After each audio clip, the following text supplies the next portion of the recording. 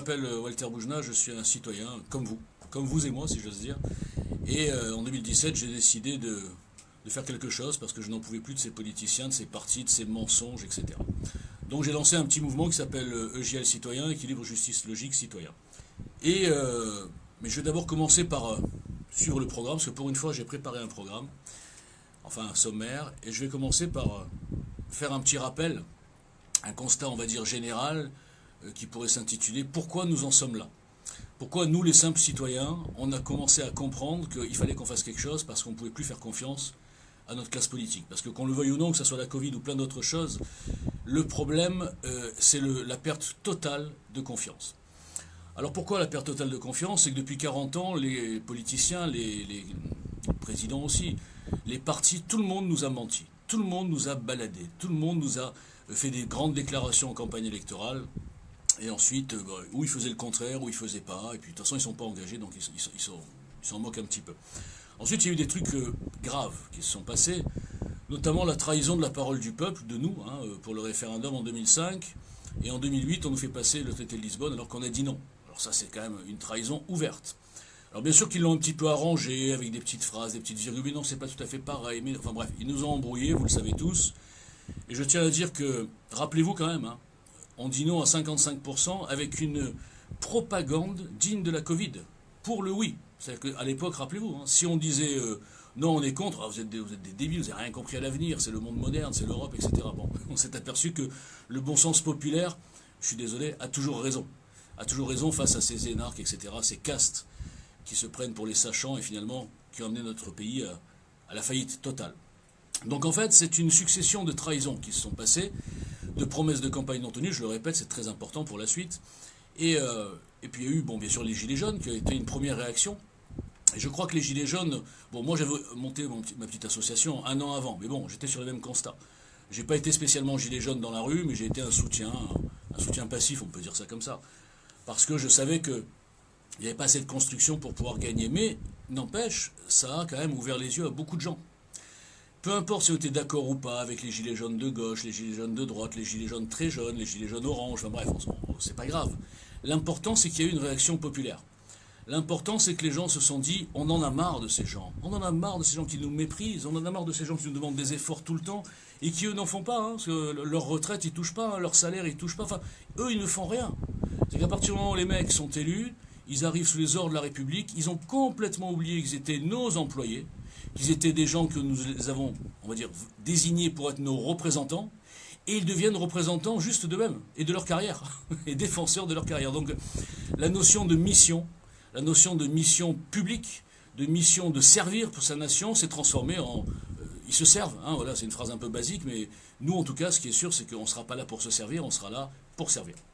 Donc le constat, il est clair, c'est que c'est la trahison et le manque de confiance totale. Alors, qu'est-ce qu'on va faire, nous, par rapport? Alors, c'est à cause de quoi? En fait, on va quand même dire la cause.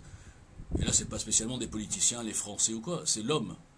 La cupidité, l'arrivisme, le goût du pouvoir. Et là, on le voit, on a un exemplaire qui est à l'Élysée, qui est un modèle de ça, quoi. Le mec, bon, on ne va pas parler de lui pour l'instant. Alors ensuite, pareil, les 40 dernières années, on vient d'en parler. Qu'est-ce que nous allons faire, déjà, là-dessus? Je vais faire une petite parenthèse, avant de parler vraiment je parlerai après du programme, bien sûr, des grands axes. Mais pour remettre cette confiance, qu'est-ce qu'il faut faire? Il faut faire en sorte de remettre les choses à l'endroit. À l'endroit, ça veut dire que le président est un employé du peuple. Il est à son service. Ça veut dire qu'en tant qu'employé du peuple et en tant qu'homme normal, c'est-à-dire qui n'est pas complètement déconnecté sur une autre planète où il peut faire ce qu'il veut, non. Il doit être soumis à un engagement. Et cet engagement qui est parfaitement logique, qui s'appelle dans notre programme le mandat impératif, c'est étonnant, la caste politique ne s'est jamais imposé cet engagement. Ils sont toujours irresponsables. Vous vous rappelez même quand il y a des scandales, responsables mais pas coupables. Dans quel film on voit ça? Là, ils vont nous le ressortir, vous le savez, avec la Covid. Ils nous diront dans 1 an, dans 6 mois, dans 3 mois, quand tout va sauter, ils diront responsables mais pas coupables. Mais là, ça ne marchera pas. Donc nous allons, dans notre programme, imposer le mandat impératif. Et alors bien sûr qu'il y a une mécanique autour, je vais en parler plus tard. Mais ce mandat impératif rend le candidat un homme normal. En fait, on met le candidat dans le monde normal. Vous et moi, quand par exemple on fait des devis pour des travaux à la maison, Eh ben, on fait venir plusieurs sociétés, ils nous font un devis avec un prix, on va faire ça, ça, ok, d'accord, et on choisit sur un devis. Ok. Et si ce devis n'est pas respecté, qu'est-ce qu'on fait, vous et moi? Pourtant, on n'est pas des nerveux, hein. Qu'est-ce qu'on fait? On l'envoie balader, le type, on ne le paye pas, et qu'il aille voir ailleurs. Voilà. Et alors que là, on a des gens qui nous présentent des devis, ils mettent n'importe quoi dans le devis, parce qu'ils s'en foutent. Ils peuvent faire ce qu'ils veulent après pendant 5 ans. Bon. Donc ça, on va arrêter. Ça s'appelle la logique. C'est pour ça d'ailleurs que JL s'appelle logique, hein, le L de logique. Et je vous, petite anecdote, moi à l'époque, quand j'ai lancé ce truc-là, tout le monde se moquait de moi. Toujours. Hein. C'est normal, parce que d'abord j'étais un des premiers mouvements citoyens qui partait de rien, donc évidemment on a dit c'est qui ce fou? Et tout le monde me disait, même des amis à moi, hein, des gens qui ne me voulaient pas du mal, hein, ils disaient mais n'importe quoi ton truc, c'est quoi ce mot logique là dans un mouvement politique, c'est n'importe quoi. J'ai dit laissez-moi faire. Et aujourd'hui, au Café du Commerce, parce que c'est une de mes bases aussi, le fameux Café du Commerce, tant méprisé d'ailleurs, et pourtant c'est là où on trouve le bon sens populaire, toujours, c'est important. Qu'est-ce qu'on entend dans le Café du Commerce? Toute la journée, depuis longtemps, mais surtout avec la Covid. Mais c'est pas logique, mais c'est pas logique. Tout le monde emploie ce mot. Évidemment que les gens, ils attendent quoi? Au-delà des positions sur tel ou tel volet, on s'en fout. Ils attendent quelque chose de logique qu'ils comprennent et qui va dans l'intérêt de la nation et du peuple. Enfin, c'est pas compliqué ce qu'on demande. Bon. Donc, ce fameux mandat impératif sera déjà la pierre angulaire de notre volet démocratie. J'en parlerai plus tard. Alors, maintenant, on va se demander, faisons un petit arrêt sur image aujourd'hui, oublions la Covid, hein, j'en parle toute la journée, on ne parlera pas de la Covid ce soir. Faisons un arrêt sur image et posons-nous la question. Dans moins d'un an, il va y avoir des élections. Ou pas. Je vous dirai après que nous sommes préparés aux deux éventualités. Élection ou pas élection. Et je crois que nous sommes presque les seuls à avoir ces deux... Bon, on en parlera plus tard. Alors, qu'est-ce qu'il y a dans le casting? Alors, il y a je suis désolé, le psychopathe, je crois que maintenant, avant c'était pour rire, maintenant je crois qu'on est sûr, on est tous sûrs que ce mec-là est un psychopathe, en mission en plus, d'ailleurs c'est encore plus dangereux. Donc il y a le psychopathe qui va se représenter, ou pas, pareil, imaginons qu'il y ait des élections, il va se représenter, ou alors ses commanditaires vont lui dire, bon, ok, tu as bien avancé la mission, maintenant tu peux aller te reposer aux Bahamas avec tout ce qu'on t'a versé sur tes comptes offshore, et on va amener un nouveau produit. Alors je vous le dis, ils ont un nouveau produit en stock, je crois que vous l'avez tous compris, c'est Édouard Philippe. Alors Édouard Philippe, vous le savez, il a été imposé à Macron quand il a été élu, hein, Macron ne le connaissait même pas. Ils lui ont dit, maintenant qu'on t'a placé là, tu nous écoutes, donc tu vas prendre ce barbu là, en Premier ministre. Donc très bien, il fait très sérieux, etc., il est grand, machin et tout. Et donc qu'est-ce qu'ils ont fait quand il y a eu la Covid? Ils l'ont, ce qu'on appelle comme dans l'armée, ils l'ont exfiltré. On dit, oulala, il ne faut pas qu'il soit trop mouillé pour la suite, pour notre plan. On va le sortir tant qu'il a une bonne cote de popularité, et on le sortira le cas échéant si Macron ne peut pas se représenter. Donc son cas est réglé, les gens qui ne comprennent pas ça sont aveugles, si c'est Édouard Philippe, c'est Macron bis. Ok. Alors on va dire que oui, mais vous inquiétez pas monsieur, il y a les Républicains, les partis de gouvernement. Vous savez cette appellation extraordinaire? C'est les partis de gouvernement, c'est-à-dire qu'il y a des partis qui sont des idiots, ok? Par exemple, le RN, France Insoumise, tout ça, je plaisante, moi j'ai rien contre eux, mais je dis au passage. Et puis il y a les partis intelligents. Voilà. Donc les partis intelligents, c'était le PS longtemps, très intelligent. PS, oulala, gauche caviar extraordinaire, humaniste, etc. Après, donc il y a eu les Républicains, UMP, etc. Très très intelligents. Oulala, c'est des cadors les mecs. Et puis bien sûr, après il y a eu l'espèce de mixte, finalement c'est ça, hein, le LREM. C'est à 65% Parti Socialiste, à 35% LR. Personne ne voit rien. C'est-à-dire qu'ils peuvent faire ce qu'ils veulent, les mecs. C'est comme le bonto. Ils changent les cartes, tac, tac, tac, et on a rien compris. Ah, c'est une nouvelle carte? Ben non, les gars, c'est pas une nouvelle carte. Il faut juste voir l'historique des gens. Et le problème, c'est que les électeurs ne vont jamais voir le parcours des gens. Alors, donc on a dit, Édouard Philippe, c'est out.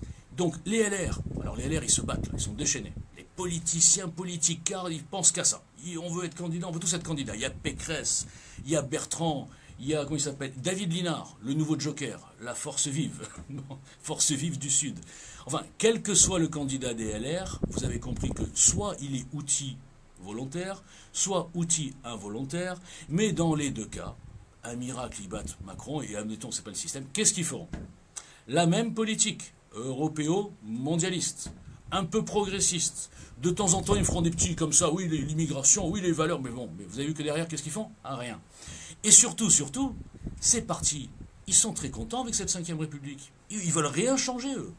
Ils se disent, quand ils sont dans l'opposition, ils critiquent, parce que c'est normal, oui, le président a trop de pouvoir. Mais dès qu'ils sont au pouvoir, non, c'est cool comme ça. Pourquoi vous voulez changer, les gars? On est bien comme ça, non? Bon. Donc, vous avez compris que LR, c'est mort, Édouard Philippe, c'est mort, France Insoumise, j'en parle même pas, parce que lui, heureusement que c'est mort, parce que ça serait une accélération. C'est-à-dire que, je vous le dis, je crois que vous le savez, j'espère, Mélenchon, France Insoumise, ce serait pire que Macron. Il faut quand même le comprendre. Bon, donc on n'en parle même pas. Tous ceux de la gauche, là, les Anne Hidalgo, les écolos, enfin tout ça, on n'en parle même pas, parce que c'est, je vais vous dire, c'est pire que Macron. C'est grave de dire ça, mais c'est pire que Macron. Et puis après, il y a le RN. Le RN, le leurre du RN. Alors moi, j'ai eu affaire pendant des années, là, à des meutes très motivées. Hein. Parce que je leur ai dit depuis 2017, les gars, arrêtez de perdre votre temps avec le RN, c'est un leurre, construisons autre chose de citoyen qui surprendra la tenaille. Bon, j'ai dit ça, en 2017, c'était extraterrestre. Aujourd'hui, c'est différent. Aujourd'hui, avec les années, comme je l'avais annoncé évidemment qu'il n'y aura jamais d'union de la droite, des partis de droite, et aujourd'hui, il y en a plein qui commencent à comprendre enfin, vu les élections intermédiaires, on voit bien qu'elles ne progressent pas, qu'elles ne progressera jamais, qu'il y a un vrai plafond de verre, un vrai front républicain, et de toute façon, quand bien même, elle gère son parti comme tous les autres partis. Pyramidal. Un gourou, un chef, et en dessous, tout le monde au garde à vous. Donc le RN n'est pas la solution, de toute façon, il n'a aucune chance. Donc ça veut dire que, c'est grave hein, ce que je dis, c'est qu'il n'y a rien sur le marché. On est exactement dans la même situation que quand j'ai lancé EJL fin 2017, j'ai dit, regardez les gars, il n'y a rien, il faut construire. Et aujourd'hui ça commence mais grâce aux Gilets jaunes, je le répète, hein, parce que moi tout seul, franchement. Donc les Gilets jaunes, je reviens sur le point de départ, ont ouvert les yeux aux gens. Et maintenant, alors ils ont ouvert les yeux dans le sens, on peut faire quelque chose. Alors peut-être que les Gilets jaunes ne sont pas arrivés, et je peux en parler aussi, et je peux même enchaîner sur le casting de la dissidence. Ce que j'appelle la dissidence, moi, c'est justement les mouvements citoyens, les mouvements vraiment hors système, parce qu'il y en a quand même, hein. Il n'y a pas que GL, il n'y a pas qu'Évolution Citoyenne, il n'y a pas que le CNL, il y en a d'autres hein, qui sont hors système, qui sont très sains, moi j'ai rien contre eux. Mais le problème, c'est qu'ils ont perdu 3 ans. Ils ont perdu 3 ans, moi je me rappelle quand j'allais avec ma bannière EJL, avec mon costard, là je faisais un peu genre politicien, alors que bon, je parle en 3 minutes, on voit que je ne suis pas politicien. Hein. Mais bon, je faisais un peu style quoi. Et ils me sautaient tous à la gorge. Mais qu'est-ce que tu fais ici? Toi, tu fais de la politique. Nous, on fait des groupes Facebook. Ouais, d'accord. J'ai dit, ok les gars, c'est super. Vous êtes 20 000, vous êtes 30 000, vous faites quoi? Déjà, commence à demander 1 euro à tes 20 000, tu verras que tu vas avoir 3 euros. Bon, ça veut dire qu'en fait, ils ne pensaient pas à construire une alternative. Ils pensaient juste à dire un petit peu comme la CGT, vous connaissez le slogan, tous ensemble, ouais. Et vous allez où? On ne sait pas, mais on est tous ensemble. Voilà, bon. Donc moi, je ne vous le cache pas, j'étais un peu en dehors de tout ça. Mais en revanche, tout le monde m'appelait. Hein. On m'appelait de tous les côtés, extrême droite, gauche, centre, pour aider à écrire des programmes, à donner des idées. Puisqu'ils ont vu que moi, j'étais personne, je suis personne toujours, mais j'avais travaillé sur un programme bien avant tout le monde. Bon. Et un jour, donc j'ai assisté à pas mal de réunions qui étaient stériles. Moi, j'ai rien contre ces gens, hein. Je les connais, bon, j'ai quelques embrouilles avec quelques-uns, mais c'est pas grave. C'est pour construire, quoi. Et donc je me disais, mais qu'est-ce que je fous là, quoi. Et un jour, dans une réunion qui s'appelait Concordat républicain, où je connaissais personne d'ailleurs, j'ai rencontré Christophe Chalencon. Moi, je ne connaissais pas Christophe Chalencon, et lui ne me connaissait pas non plus, évidemment. Enfin non, je connaissais son nom, mais je n'avais jamais parlé avec lui. Et on s'est connecté immédiatement, comme le plus et le moins. Vous savez, je ne sais pas quelle image on peut faire, c'est que d'un coup, on s'est aperçu, je me suis aperçu, et lui aussi, que oui, on avait une démarche constructive. Et c'était rare, une démarche vraiment de construction de quelque chose. Il a un plan, il a un projet, moi j'ai un plan, j'ai un projet. Alors c'est pas exactement le même. Hein. Alors, on a confronté nos idées, on est d'accord sur les idées, sur les constats, surtout sur quasiment tous les sujets. C'est d'ailleurs assez étonnant, parce que moi je suis d'accord avec personne d'habitude. Et sauf que les plans et les programmes n'étaient pas tout à fait les mêmes. Et on a décidé de faire une tentative. On s'est dit bon, on va arrêter d'aller dans toutes ces réunions qui tournent en boucle, où chacun raconte n'importe quoi, où on pose 3 questions, il n'y a plus personne derrière. On va construire quelque chose. Et on a commencé cette espèce de chimie, quoi, de faire une espèce de fusion entre EJL et Évolution Citoyenne. Et on y est arrivé. Bon, c'est pas complètement fini, vous verrez ça début septembre. Mais on y est arrivé de faire quelque chose qui est à la fois constructif, qui change vraiment les choses, et qui est réaliste. Alors là, j'en viens. Non, j'ai sauté. Vous voyez, quand je fais des plans, moi je me perds tout seul. Je reviens. On verra pour le réalisme. On va parler du prochain président. C'est très important. Ça continue de ce que je disais tout à l'heure sur les politiciens.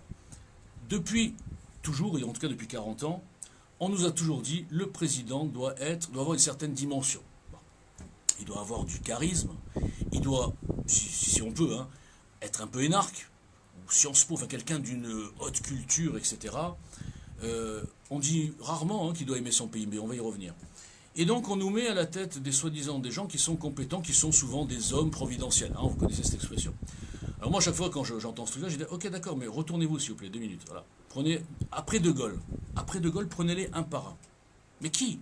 Qui avait ce charisme? Qui avait cette... Personne. Parce qu'il n'y en a pas. Ce qui rend les hommes providentiels, ce qui donne un charisme, c'est les événements. De Gaulle, je le répète, s'il n'y avait pas eu la Deuxième Guerre mondiale, il aurait fini sa carrière peut-être générale, mais enfin personne ne l'aurait connu. C'est les événements qui font naître les grands hommes. Ce n'est pas les grands hommes qui sont là avant les événements. Donc, quand on analyse, imaginons celui-là, je ne vais pas faire son procès, ça serait trop facile. Même celui d'avant, là, le normal. Bon, lui, remarque qu'il était bien, parce qu'il avait une qualité, c'est qu'il était humble. Bon, enfin, ça ne suffit pas. Il n'avait rien. Ils n'ont rien, ces gens-là. Ils n'ont rien de plus qu'un Français moyen, j'ose le mot. Hein. Parce que la seule qualité qu'il faut aujourd'hui pour un président, pour le futur président, qui ne sera pas un politicien, j'en suis certain, je vous le dis déjà d'entrée, hein, bon. Il faut quoi? Première qualité, du bon sens. Alors ça ne veut pas dire être un abruti qui sait... Voilà, du bon sens. Aimer son pays. Et, bon, bien sûr, de l'intelligence. Mais pas besoin d'un parcours de politicien derrière. Alors on nous dit, oui, mais il faut quelqu'un qui connaisse les rouages. Mais il n'y a pas besoin de connaître les rouages. Ce sont les rouages qui nous mettent dedans, si j'ose dire. Ce sont les rouages de la politique politicienne qui permet à tous ces tocards de se placer, de s'arranger entre eux et de nous mépriser. Enlevons les rouages. On veut un homme simple, pas un simplé, un simple, qui aime son pays et qui a des conseillers, une équipe et des experts qui lui amènent tout sur la table et en collaboration, j'ose dire, avec une équipe, avec un vice-président et un Premier ministre qui seront choisis pendant la campagne, sachez-le, j'y reviendrai plus tard, il décide en fonction des éléments et il n'a pas besoin d'être un ancien banquier de chez Rothschild. Il n'a pas besoin d'être un énarque à l'esprit formaté, étriqué. Charles Gave disait un truc très intelligent. Il dit toujours des trucs très intelligents, Charles Gave. Il avait fait un petit truc sur l'intelligence, justement. Et il disait que souvent, les hommes qui font de longues études, genre ENA, etc., ce sont les moins imaginatifs, les moins créatifs, les moins culottés dans le sens prendre des risques, l'entrepreneuriat, etc. Et qu'est-ce que ça forme, l'ENA? Ça forme des gens obéissants. Ça forme pas des créatifs. Ça forme pas du feeling. Ça forme pas du bon sens. Ça forme de la mécanique. On ne veut plus de président mécanicien, si j'ose dire. On veut un homme naturel, qui parle à son peuple et qui n'a pas besoin d'avoir un texte. Moi, quand je vois ces gens qui font des déclarations ils lisent leurs textes, je dis non, non les gars, t'es président, tu as été élu, tu aimes ton pays, tu aimes ton peuple, c'est pas grave si tu oublies une virgule, si tu oublies un truc que t'as pas dit, c'est pas grave. Tu leur parles droit dans les yeux, qu'ils te ressentent. T'es pas un acteur de cinéma à lire, ou une speakerine comme à l'époque, voilà. Donc moi je vous le dis au niveau du profil, ça ne sera pas un politicien. Parce qu'au fond de vous, même vous le savez. Vous ne voulez plus de ces politiciens. Vous en voulez plus. Des mecs formatés. C'est quoi leur carrière? Regardez Hollande. Je prends Hollande. Lui, c'est vraiment... Hollande, sa carrière, toute sa vie dans la politique, à faire des petits arrangements, des petits machins pour monter d'un truc et écraser celui-là. Ah, ma femme, elle se présente, non, je vais la... Mais franchement, on n'en a pas marre de ça? On veut pas un type neuf qui n'a jamais touché à la politique. On s'en fout qu'il comprenne au parti. On s'en fout. Il comprend ce que c'est la comptabilité, il comprend ce que c'est un budget, c'est pas mal, il comprend ce que c'est le juridique au sens large, puis après il aura des experts, il comprend ce que c'est le bon sens, il a évolué dans son pays à plein de niveaux de la société, plein de niveaux sociaux, il a rencontré des ouvriers, des patrons, enfin il connaît la France. Et puis il ne connaît pas qu'une caste de 5% de la France. Macron aujourd'hui, si on doit diviser la France en 100 castes, moi je prenais souvent cet exemple, on divise en 100 castes, en termes d'origine ethnique, de métier, de formation, de localité. Je ne sais pas comment on peut faire, mais imaginons. Mais ce mec-là, il connaît 20%. Et encore, je suis gentil. Il connaît 15%, ce mec-là. Voilà, je vous ferai le truc plus tard. Il connaît 15%. Mais qu'est-ce qu'on peut gérer un pays quand on connaît que 15% de sa nature, de son stock? Imaginons qu'on est du stock. Façon de parler. Il connaît 15%.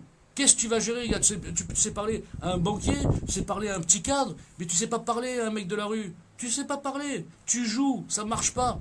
Même quand tu veux parler aux jeunes, il est ridicule. Il croit que les jeunes l'aiment bien, mais les jeunes se foutent de sa gueule, le pauvre. Parce qu'il surjoue. Parce qu'il veut faire le Jones, et après il veut faire le vieux, après il veut faire l'antiraciste, après il veut faire le monsieur monde qui distribue l'argent à tous les pays. Après, ça suffit, quoi. Donc, je vous le dis, je sais pas qui c'est, évidemment. Je sais, mais on le trouvera. On va trouver un type qui va nous parler comme on doit nous parler. Comme un président qui aime son peuple et son pays. Voilà, c'est pas compliqué ce qu'on demande. Hein. Bon. C'est quoi le CNL? C'est quoi le CNL? Le CNL, ben, on a commencé à construire un tronc. Un tronc. comme un tronc d'arbre, hein. On va partir de la terre puisqu'on part du bas. Alors le tronc d'arbre, aujourd'hui, il a été constitué par Évolution Citoyenne, EJL Citoyen, l'association Sauvons la France. 3 associations, on va dire, qui sont vraiment hors système, qui n'ont pas de lien avec les médias vendus, avec les partis politiques, avec les petites starlettes, vous savez, les petites starlettes des réseaux sociaux, là, les faux rebelles, j'en parlerai plus tard. Non, j'en parlerai pas parce que je vais faire des ennemis, ça suffit. J'en parlerai pas ce soir. Bon, bref, on est tout simple, et pourtant, on est capable.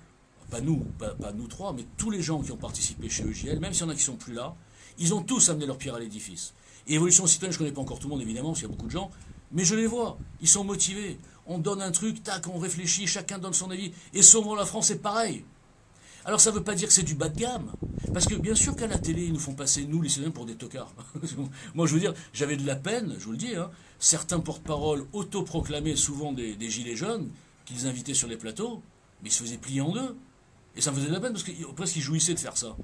Mais on va leur envoyer, nous, des gens d'un autre style. Et nous, on va les plier en deux. Parce qu'on va avoir le style un peu de la rue et de la campagne. Vous savez que moi, je suis un citadin, et Christophe, c'est un campagnard. C'est mon clone rural. Je crois que je l'ai déjà dit, mais il ne se vexe pas, vous allez voir. C'est mon clone rural, et je suis son clone citadin. Ça veut dire qu'en fait, à nous deux, et à nous 3 avec Alain Barnier aussi, on arrive à connaître tous les gens de la France. Je connais une partie, il en connaît une autre. On va avoir, je le dis, un échantillon de la France. Vous allez avoir en face de vous non pas un parti formaté avec un chef et des petits courtisans qui essayent de monter, qui se battent entre eux pour être le plus proche du soleil. Hein, vous savez, comme Icare. Ils veulent tous aller au proche, par exemple Marine Le Pen. Dès qu'il y a quelqu'un qui sort un peu du rail, elle le dégage. Si quelqu'un dit « Ah, moi j'aime bien Marion Maréchal », hop, tu dégages. Donc, on va faire le contraire. Ça veut dire quoi? Alors évidemment qu'il y aura un peu des leaders. Mais entre leader et président du parti tout-puissant, il y a une grande différence. Il y en a qui vont parler plus que d'autres. Et moi, je parle beaucoup, d'ailleurs. Il faut que je me calme. Mais ce qu'on va faire, c'est qu'on va avoir plusieurs porte-paroles. On va avoir des gens qui vont parler à des sortes de gens différents. Chacun pourra se reconnaître dans un de nos porte-paroles. Et les porte-paroles qui vont parler au nom du CNL, avec le logo du CNL, je l'ai déjà dit, mais je le répète, même s'ils disent des choses qui ne sont pas tout à fait CNL, hein, c'est pas tout à fait dans le programme, c'est pas grave. On s'en fout des écarts. Parce qu'on n'est pas là pour gérer de la com, pour faire semblant que tout va bien, on est d'accord sur tout. Parce que ça nous a amené des partis formatés. On va créer quelque chose de nouveau. Il faut que je trouve le nom, parce qu'on va l'inventer. C'est pas un parti, je ne sais pas comment on va l'appeler. En tout cas, ce qui est sûr, c'est que ça sera complètement naturel. On pourra se contredire. Et on rattrapera tout dans la décontraction. Parce que la seule chose qui comptera, en termes de programme et de décision et d'axes, etc., c'est ce qu'il y aura d'écrit.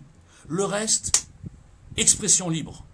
Et alors ça, je vais vous dire, quand vous avez un type comme ça, des types comme ça, imprévisibles, sans tomber dans le délire bien sûr, en face de vous, les petits formatés là, ils vont se noyer. Ils vont dire, oula, c'est quoi ce truc là? Qu'est-ce qu'on va faire contre eux?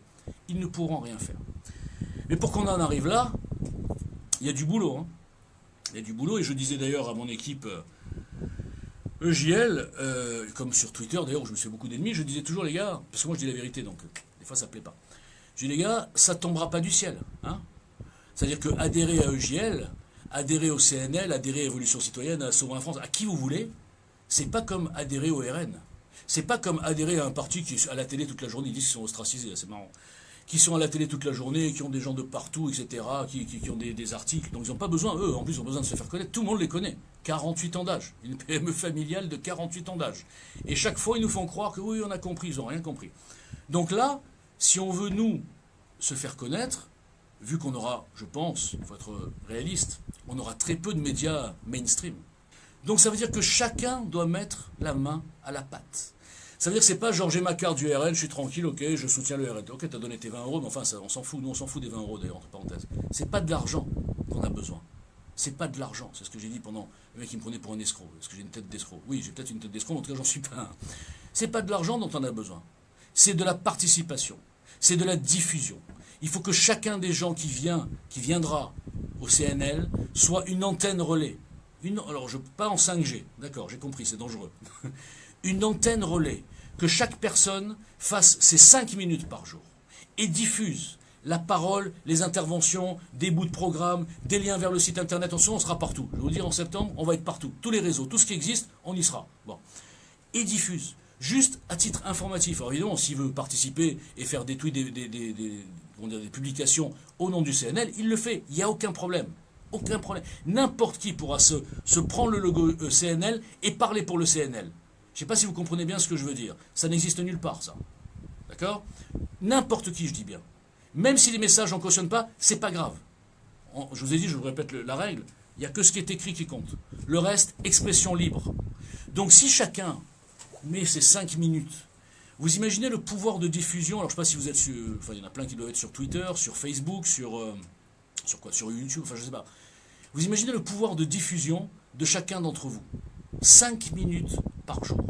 Et on va vous donner de la matière.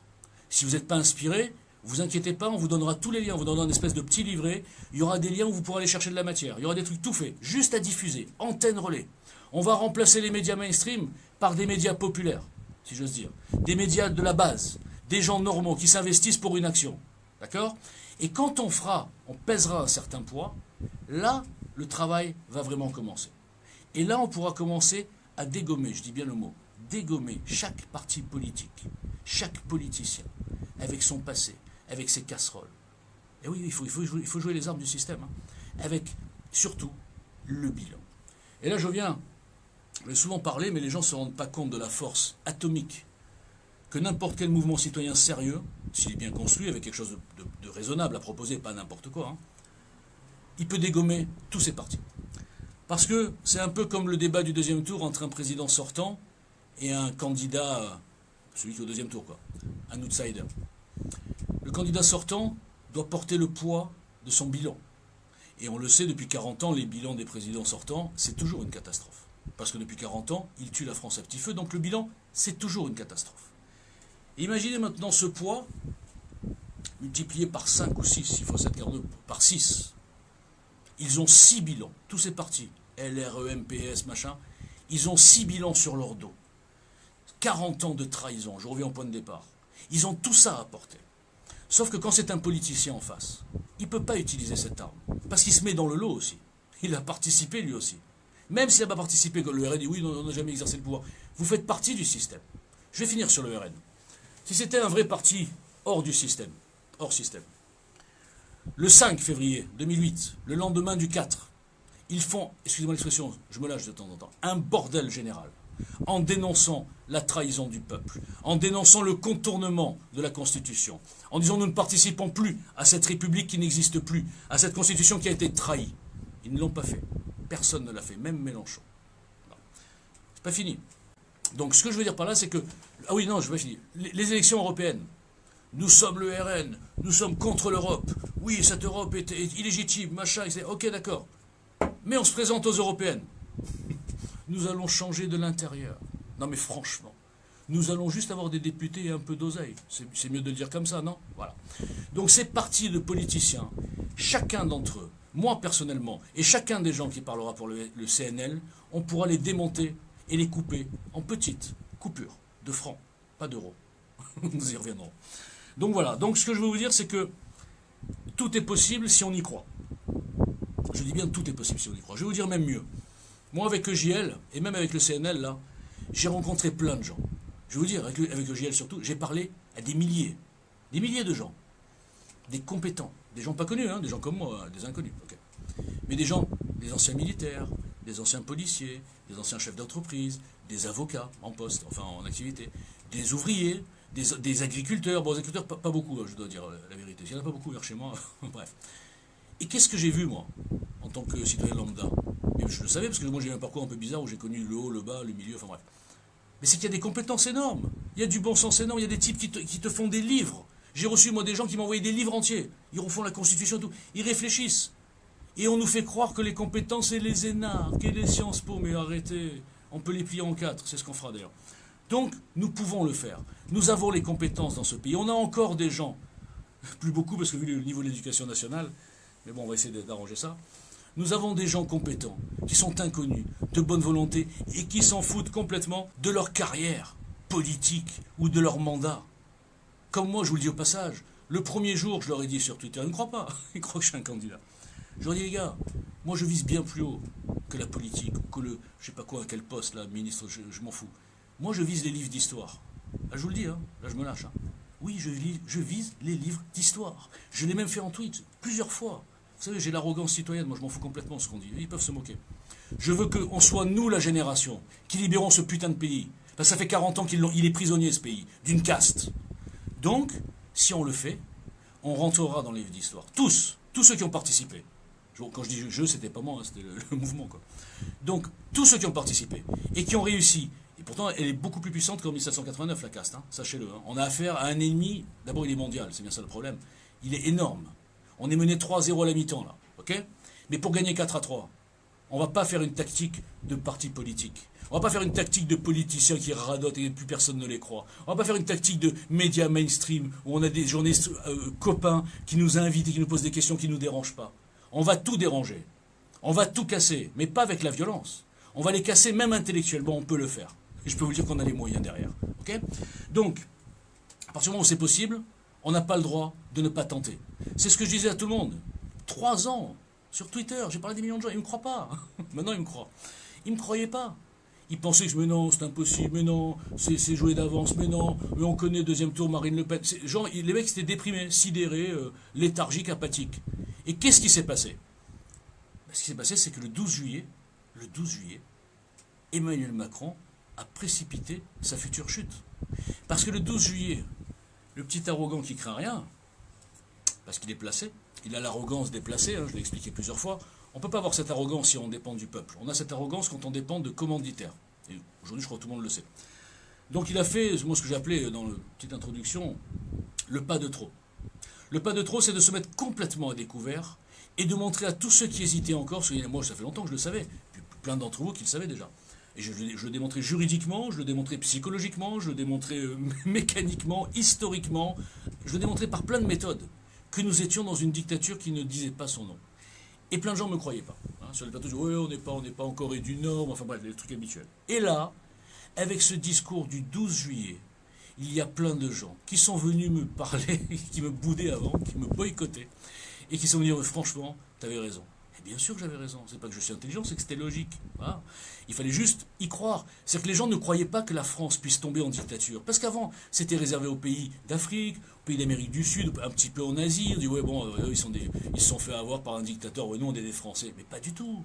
Ils ont fait la technique du petit pas. C'est-à-dire en douceur, tout doucement. Hop, on change une petite virgule de la Constitution. Personne n'a compris. Hop, on remet les législatives avec le présidentiel. Personne n'a compris. Ah, là, on change un petit mot comme si nous a. Personne ne voit. Et peu à peu, ils nous ont enfermés. Il n'y a plus de liberté d'expression. Les médias, au fur et à mesure, il n'y a plus de petits médias indépendants. Même les trucs comme Libération, etc., ils sont possédés par des grands groupes qui sont eux-mêmes les financiers de Macron. Mais comment on peut démontrer les choses plus facilement que ça? Bon, mais les gens, ils ne voyaient pas. Donc maintenant, depuis le 12 août, nous avons des gens qui se réveillent. Et ces gens qui se réveillent, je vais vous dire, ils sont encore plus énervés que moi, parce que moi je suis détendu. Ça fait 4 ans que je suis énervé, donc à force, je me détends.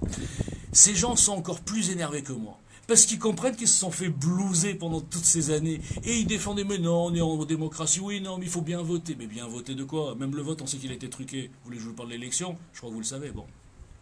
Donc si on y croit, eh ben on n'a pas le droit de ne pas tenter. Et c'est ce que nous allons faire avec Christophe, avec Alain et avec toute la bande. Parce qu'il y en a plein d'ailleurs, on ne peut pas tout écrire. Hein, voilà. Nous allons passer maintenant aux axes du programme. Parce que c'est facile, chaque politicien propose un programme, avec lui c'est la fête au village, on rase gratis, on va tout changer, on a tout compris. En fait, bon, vous avez compris qu'ils n'ont rien compris, parce qu'ils ne veulent pas comprendre, parce que c'est pas compliqué. Alors on va commencer par le volet démocratie. Comme je vous le disais tout à l'heure, ces partis, quand ils sont dans l'opposition, ils détestent la Ve République. Ah ouais, c'est pas normal, le président, il peut faire ce qu'il veut, il a la majorité absolue, je veux dire, le Sénat, il sert à rien, et finalement, on sert à rien, donc finalement, qu'est-ce qu'ils font? C'est pire. Ils sont payés, mais ils vont même pas voter. C'est comment dire, ils ont abandonné le truc, quoi. C'est des abandons de poste. Je veux dire, dans le privé, ils seraient virés, ces mecs-là, depuis longtemps. Hein. Vous imaginez que la décision la plus hallucinante sur le pass sanitaire qui a été prise il y a 3 semaines ou 15 jours, il n'y avait que 200 personnes qui étaient là. Mais vous imaginez si dans une usine, le mec, il va travailler un jour sur 3, et à la fin du mois, il a son salaire. Non, mais le patron dit, gars, t'es gentil, hein, mais tu vas avoir le tiers de ton salaire. Mais là, comme c'est de l'argent public, ni vu ni connu, je t'embrouille, ils s'en foutent. Et comme ils veulent même pas lever le lièvre, parce que s'ils sont trop sévères, si un jour ça leur arrive, Donc ils ne se dénoncent pas entre eux. Ça s'appelle des castes qui se protègent, qui se cooptent, qui se nomment, qui se décorent. C'est très important la Légion d'honneur. Hein. Vous avez vu que chaque fois qu'il y a un préfet qui fait des mensonges pour protéger tel ou tel président, un an plus tard, il a la Légion d'honneur et il a une promotion. Hein. C'est-à-dire que dans cette 5e République de vendus, de corrompus, on fait des erreurs, on fait des mensonges, on est promu. Hein. Ça veut dire que prenez le cas Buzyn. Je ne parle pas de la Covid, mais juste de Buzyn. Buzyn, c'est extraordinaire, c'est le cas d'école. Elle est corrompue. Elle a vendu, elle a trahi, elle a commencé un peu à craquer, vous avez vu, hein, au mois de mars, elle a dit, oui, non, mais bon, je sais, tais-toi, allez, hop, voilà, va à l'OMS, 15 000 € par mois, net d'impôts, c'est Kill Bill, évidemment j'appelle Kill Bill maintenant, comme le film, c'est Kill Bill Gates qui régale, vous savez que Gates finance l'OMS, c'est extraordinaire, l'organisme où on a tous confiance, c'est Bill Gates, bon. Donc voilà, donc les gens quand ils mentent, soit ils sont promus, soit ils sont exfiltrés, hein, on les met en sécurité, mais ils ne sont jamais punis. Donc on est dans une justice de poids de mesure hallucinante, et donc on va maintenant, revenir au point de départ, amener de l'engagement. Et le mandat impératif du prochain président, alors je ne vais pas détailler parce que ça serait trop long, sera quelque chose où vraiment, comme j'ai dit au début, le président sera engagé. Et il sera sous contrôle. Son mandat sera tout le temps entre les mains du peuple. Le peuple quoi? Le peuple actionnaire. Oh là, ça vous fait peur ça? Oh là, c'est un libéral le mec. Actionnaire, ben ouais. Et le président sera un PDG. Oh là là, ça il a craqué là. Mais réfléchissez bien. Aujourd'hui, le président, c'est un patron de PME. On a l'impression que c'est son argent. On a l'impression que nous sommes ses employés. Et de temps en temps, il nous envoie des petites cacahuètes. Et il dit, ah, vous savez, j'ai fait un cadeau, donc taisez-vous, hein, je fais un cadeau, donc taisez-vous. Ok. Maintenant, le PDG dans toutes les boîtes du monde. Le PDG, il propose sa candidature, il propose un projet, il est élu par les actionnaires qui sont ses patrons, je le répète, et au moindre écart, vous savez comment il s'appelle, Carlos Ghosn par exemple, au moindre écart, les actionnaires le coupent en rondelles et disent dégage de là. Ni retrait de chapeau, ni machin, rien du tout, tu dégages. Vous avez compris le concept ? On n'est plus des salariés d'une petite PME avec un petit patron autoritaire, on est des actionnaires d'un PDG, on lui donne tout ce qu'il faut. Attention, il y a des contreparties. Le PDG, pour qu'il réussisse sa mission, pour laquelle nous l'aurons élu, nous l'aurons choisi, on lui donne toute l'attitude pour le faire. Et le mandat impératif, attention, il est à double tranchant, il faut quand même être honnête. D'un côté, le président s'engage, mais d'un autre côté, l'engagement fait qu'il passera, sur le programme, hein, il passera par-dessus l'Assemblée nationale, juste pour le programme qui a été élu par les Français. En revanche, tout ce qui est les imprévus, les nouvelles lois, etc., ça sera l'Assemblée nationale qui sera chef des opérations, puisque nous avons un mélange extraordinaire entre un régime présidentiel et un régime parlementaire. Je répète, le président est en mission, on lui a confié cette mission, on lui donne tous les moyens pour cette mission. Tout ce qui sort de cette mission, le président n'a pas la majorité à l'Assemblée nationale, et c'est l'Assemblée nationale à la proportionnelle intégrale qui décide. Je vous donne un cas concret. La Covid. Moi, j'avais pris cet exemple avec le GL et c'était très intéressant, je trouve. J'ai dit, regardez les gars, regardez ce qui se passe. Tout au début, hein, je ne sais pas encore l'ampleur de la catastrophe. J'étais presque dans l'humour à l'époque. Je rigolais. Hein. Regardez les gars, ce type-là, il est dans son bureau, avec tous ses conseillers VRP des labos. Il décide à 3 ou 4. Après, il vient, il fait attention les députés de l'AREM. Il dit, oulala, d'accord, ok. Et donc, les députés de l'AREM votent. Et en fait, finalement, ça veut dire quoi? Que c'est un petit tocard dans son bureau, avec des corrompus qui décident pour la France entière. Sans demander l'avis au peuple ni aux autres députés, rien du tout. J'ai dit, avec le système EJL-CNL, comment ça serait passé? Et là, c'est fondamental, hein, c'est un des points forts du programme, qui est inédit d'ailleurs. La Covid, ça s'appelle un imprévu. Enfin, moi je sais que c'était prévu par d'autres gens que les dirigeants de la France. Hein, bon. C'est un imprévu. Un imprévu n'est mathématiquement pas dans le programme de campagne et le programme qui a été élu avec le président. Donc, le président, il se tait, il n'a rien à dire. L'imprévu est géré par l'Assemblée nationale à 100% représentative, à la proportionnelle. Donc là, on n'aurait jamais pu avoir un président qui déclare l'état d'urgence et qui invente une urgence pour inventer une loi pour contourner 2 articles, ça c'est technique, j'en parlerai pas ce soir. Sachez, messieurs, dames, que notre petit président, entre autres escroqueries, a détourné 2 articles de la Constitution. Il s'est appuyé sur l'article 15 pour soi-disant rendre légitime sa loi d'urgence, hein, alors qu'en fait, dans l'article 34, c'est pas loin, hein, personne, je sais pas, les députés, je sais pas ce qu'ils foutent, ils dorment. Dans l'article 34, est stipulé que tout ce qui concerne l'organisation de la sécurité et de la défense nationale, en l'occurrence, ça rentre dedans, même si la sécurité sanitaire, mais c'est pareil, doit passer par la loi. Il faut voter une loi. pas un décret. Et il a eu peur, le décret c'est ce qui déclenche la date de la loi d'urgence, de l'état d'urgence. Et il a eu peur de passer, il est bête d'avoir peur, parce qu'ils sont tous, c'est tous des vendus de toute façon. À partir du moment où il a réussi à passer le pass sanitaire, il peut même passer une loi stratosphérique qu'il peut inventer sur place. Ils vont tous dire oui, comme Rabbi Jacob. Ils vous diront oui. donc en fait, on a un vrai autocrate qui, grâce à ses soutiens, qui ont fait le travail de corruption à tous les étages, et bien en fait, il est en roue libre. Donc ça, vous avez compris qu'avec CNL et EJL, c'est fini, quoi. Le mec, il va être sous contrôle, on va le surveiller toute la journée. Il dira, vous savez quoi, j'arrête d'être président, mettez la note, j'en ai marre. On va le pousser à bout, le mec. Mais il fera au moins ce qu'on lui aura demandé de faire.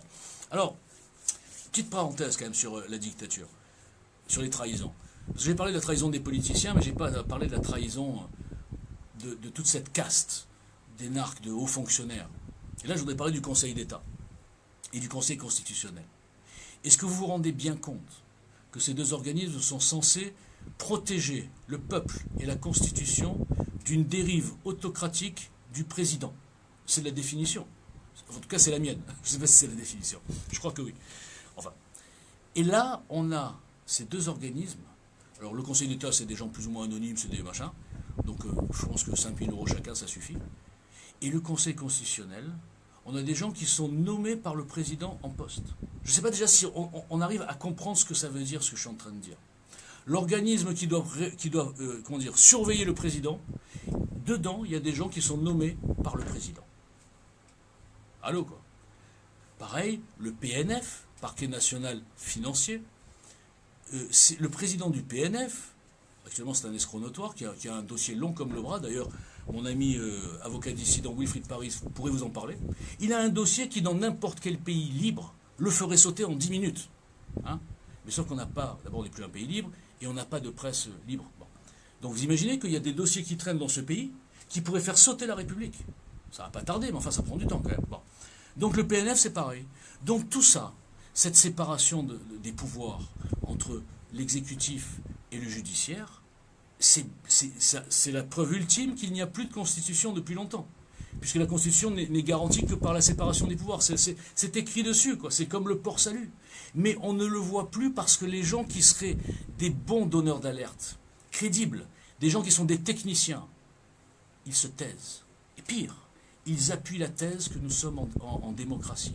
Et je reviens sur ces deux personnes que j'aimais bien, et que maintenant, si je les avais en face, je peux les plier. Philippe Bilger et Georges Fenech. Je les entends tous les jours défendre le concept de la France est une démocratie. C'est hallucinant. Parce que eux le savent. Les gens, il y a plein de gens, ils ne comprennent rien. Les petites secrétaires, non, les petites ou les petits journalistes là, qui sont comme ça, ils récitent, ils ne comprennent rien. Donc je ne leur en veux pas. Mais ces gens-là, ils le savent. Ils sortent du plateau, ils rentrent dans leur voiture, ils aiment leur radio, ils sont tranquilles. Après avoir menti toute la journée aux Français, ces gens n'ont pas de morale. Bon, bref. Donc la séparation des pouvoirs, justement, restons-y. Évidemment que la justice est un des volets fondamentaux. Vous avez compris que la justice actuellement est complètement vendue. Elle n'est pas vendue, elle est pire que vendue. Elle est louée. Non, elle est détournée. Un petit peu comme la démocratie au sens large. Elle est détournée dans deux directions. C'est assez original comme truc. C'est que d'un côté, il y a 50% de la justice qui protège le pouvoir en place. Protège le pouvoir en place, non pas parce qu'ils aiment Macron, hein, ils ne supportent pas Macron. Mais dans leur tête, la tête de ces idéologues majoritaires dans la justice, ex-magistrature, etc., ces syndicats politisés, ils pensent que c'est ou Macron, Hollande, enfin les gens comme ça, socialo-progressistes, ou alors les nazis. On est dans un monde de fous. Parce que j'ai rien, enfin je veux dire, le RN c'est pas ma tasse de thé, mais enfin ceux qui disent que le RN c'est le fascisme, c'est des malades mentaux quoi, qui se renseignent sur l'histoire. Donc pour eux, tout ce qui défend le système actuel est bon. Donc, dès qu'il y a une affaire qui touche ces gens-là, il n'y a pas de problème, c'est évacué sous le tapis, on n'en parle pas. Et alors, la partie que le pouvoir ne contrôle pas, c'est ça qui est bizarre comme histoire, c'est la partie justice de la délinquance, par exemple. La délinquance, l'immigration, etc., l'insécurité quotidienne. Là, je vais vous dire franchement, j'ai l'impression que le pouvoir au sens large, il voudrait être un peu plus dur. Mais en fait, il ne contrôle pas parce que là, elle est trop séparée, la justice. Elle est complètement indépendante, elle est en roue libre, idéologique. Donc nous, qu'est-ce qu'on va faire? Et donc, je vous rappelle, toutes les décisions de justice ont à la fin, entre guillemets, au nom du peuple français. Alors que je vous garantis que dans n'importe quel café du commerce, on peut amener plein de décisions de justice concernant des délinquants, des violeurs, des assassins, enfin, tout ce que vous voulez. On leur met la décision de justice sur la table, et dans le café du commerce au nom du peuple français, là, mais tous ils la déchirent. Donc c'est au nom de qui? Au nom de l'idéologie d'une petite caste qui a pris possession de notre justice. Donc nous allons, vous avez compris, ça aussi, récupérer notre justice. Et comment on va faire? Pas facile, hein? Eh bien, on va jouer sur le clientélisme. Parce que parfois, le clientélisme est utile. Je ne sais pas où je vais, mais je vais y arriver, ne vous inquiétez pas. Alors comment je vais m'en sortir? Non mais je plaisante, bien sûr que je sais m'en sortir. Qu'est-ce qui se passe? Élection des juges. Ok? Qu'est-ce qu'ils vont faire les juges pour être élus? Ils vont se coller enfin à la volonté majoritaire qu'ils savent, ils la connaissent, hein, il n'y a pas besoin de sondage, à la volonté majoritaire des Français. Une justice moins laxiste, plus dure avec certains types de délits, moins idéologique. Donc, plus de places de prison. Parce que vous savez que la justice est gérée en fonction des places de prison. Donc, vous avez compris le... Je vous dis que je suis en stratégie ouverte, hein, je ne mens pas. Hein. Donc, j'annonce aux futurs adversaires que oui, le CNL sera le seul mouvement à dire « nous allons jouer sur le clientélisme ». Parce que là, ça nous va. C'est pas très honnête, mais bon, on va le faire quand même. Bon, bref, non, je rigole, mais il y a plein de choses qui vont faire que la justice sera un organisme complètement séparé et séparé de ce pouvoir, de l'exécutif. Donc, on va retrouver une justice logique. Alors, quels sont les fondamentaux? Les fondamentaux du CNL et de JL, ce sont les mêmes. De toute façon, on s'est rencontrés, mais on avait les mêmes fondamentaux. C'est trois trucs. C'est stop politicien. Vous ne verrez jamais de politicien, ni en porte-parole, ni en candidat, ni en quoi que ce soit, chez nous. Jamais. Alors, il peut y avoir des gens qui sont passés éventuellement pendant 2-3 ans dans un parti vite fait, mais pas de politiciens de carrière. Pas de gens qui ont eu des mandats. Pas de gens qui ont des mandats, en tout cas nationaux. Hein. Pas de gens qui ont participé à ce système vicié et qui en ont profité et qui veulent se refaire une virginité. Là, je ne citerai pas de nom, mais il y en a un petit peu dans l'entourage de la dissidence actuellement. Non, messieurs, dames. Ou en l'occurrence, non, madame. Elle sait à qui je parle. Non, madame. Vous avez cédé aux sirènes.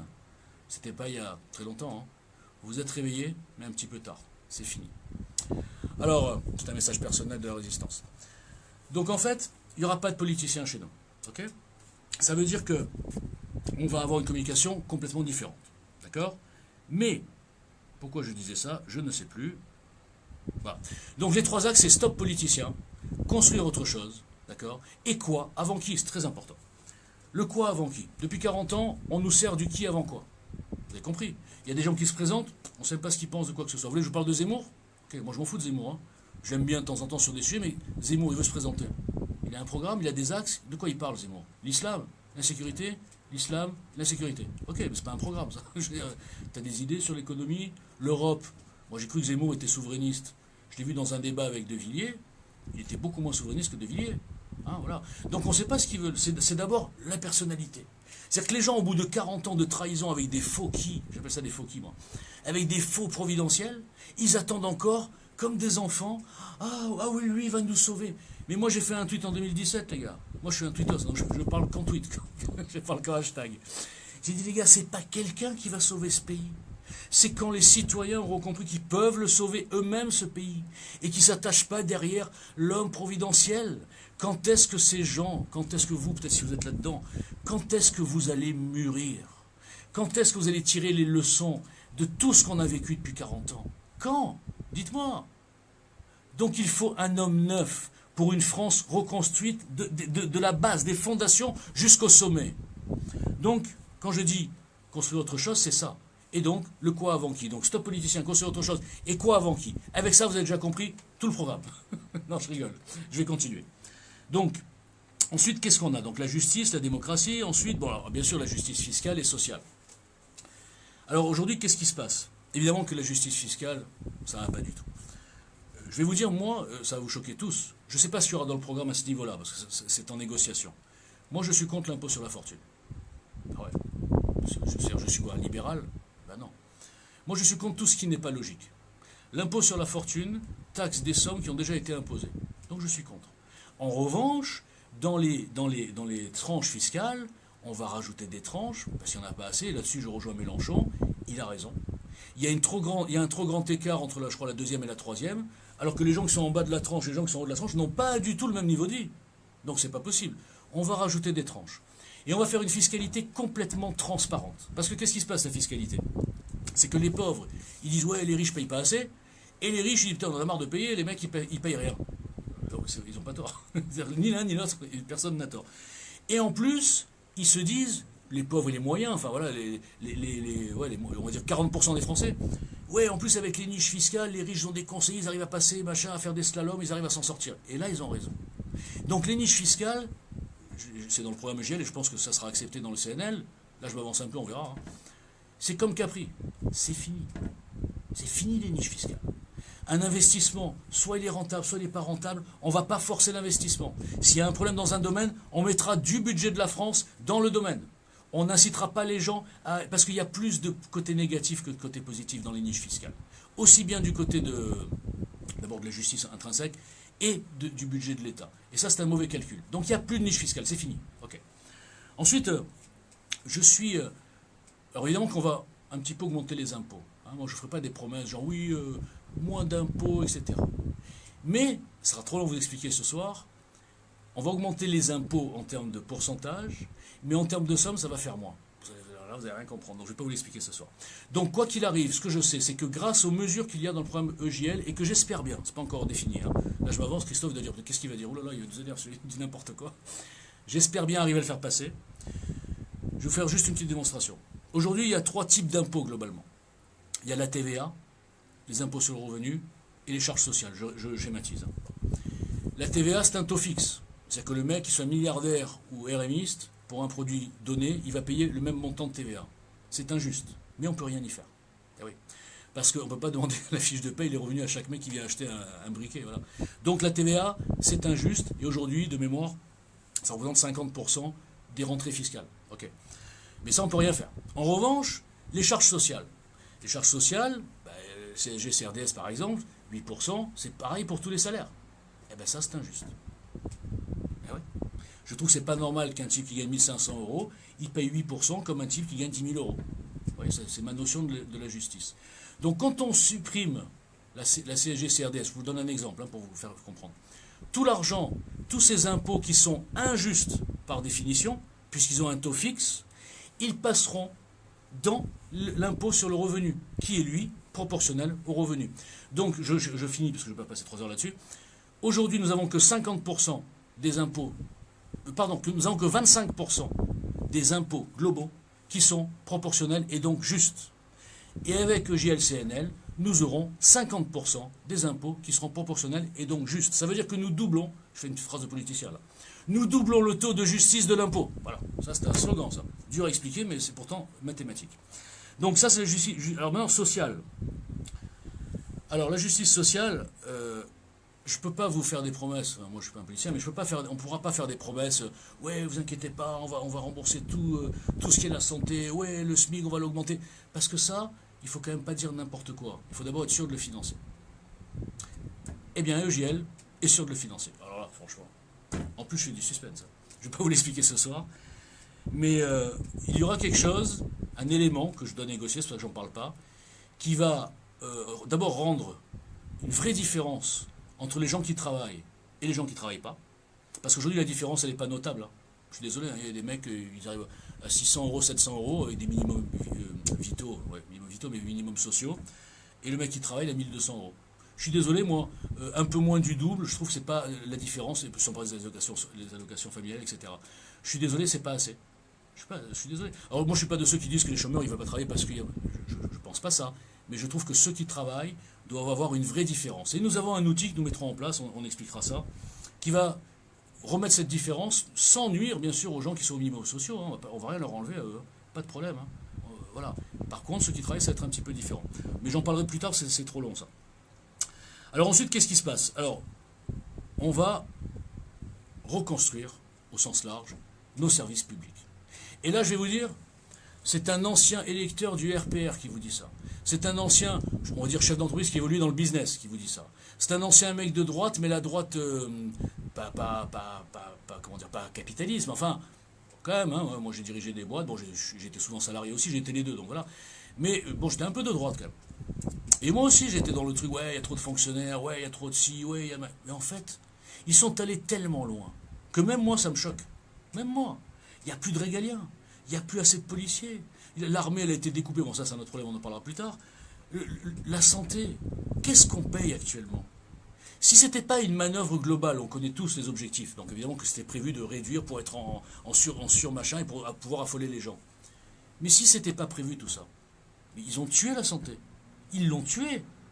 Ils ont enlevé des lits. Mais oubliez le Covid, mais revenez il y a 20 ans. Plus la population augmente, plus ils enlèvent des lits. C'est comme l'insécurité. Plus l'insécurité augmente, plus ils enlèvent des policiers. Je veux dire, alors je veux bien qu'on me dise que ce soit des énarques. Ils ont peut-être des modes de calcul. Nous, on est trop bêtes, on ne comprend pas. Parce que nous, on a juste le bon sens. Hein. Plus il y a du danger, plus on s'arme. Hein, voilà, logique. Hein. Non, mais non. Plus il y a du danger, plus on désarme. Bon. Donc ça, en ce qui concerne le régalien et les services publics, franchement, on va tout revoir. On va tout revoir à la base, sans aucune idéologie. Alors je vais vous dire, c'est un des slogans aussi de GL, mais c'est le même pour CNL. Je recycle tout, moi, il n'y a pas de problème. Il est d'accord, Christophe. Tout le monde est d'accord. Stop à l'idéologie, place à la logique. C'est pas un slogan, c'est pas très... mais en fait, c'est ça qu'on va faire. On va arrêter les conneries. On va arrêter la naïveté sur certains domaines, notamment l'immigration ou la sécurité, etc. On va arrêter. On va être ferme avec vraiment les gens qui sont... Hein, et on va être tout à fait cool avec les gens qui sont cool, avec les gens qui méritent d'avoir des chances. Mais ceux qui ne méritent plus d'avoir d'autres chances, on va être cassants. Et sans aucun racisme, sans aucune haine, avec de la logique et, je rajouterai en ce qui me concerne, un petit peu d'énervement quand même accumulé depuis 40 ans. Hein, oui, donc, un petit peu, mais pas contre eux, c'est un énervement, on va dire, voilà. Un petit peu de pression qui monte, hein, pas que moi, hein, partout. Il y a une pression qui monte sur l'insécurité, sur les gabegies, sur la préférence antinationale. Alors vous vous rappelez qu'il y a 30 ans, tout le monde critiquait Jean-Marie Le Pen. Peu importe ce qu'il disait, mais en tout cas, excusez-moi, il disait quand même un truc simple. Alors à l'époque, c'était les Français d'abord. Okay. Alors moi, je dis pas ça, quoique. Mais je dirais, les Français sont prioritaires. Ça veut dire la même chose. Hein. Je suis un politicien, ça y est, je commence à taquiner le truc. Hein. Bon, ça veut dire quoi? Aujourd'hui, qu'est-ce qu'on a à force dessus des idéologies délirantes?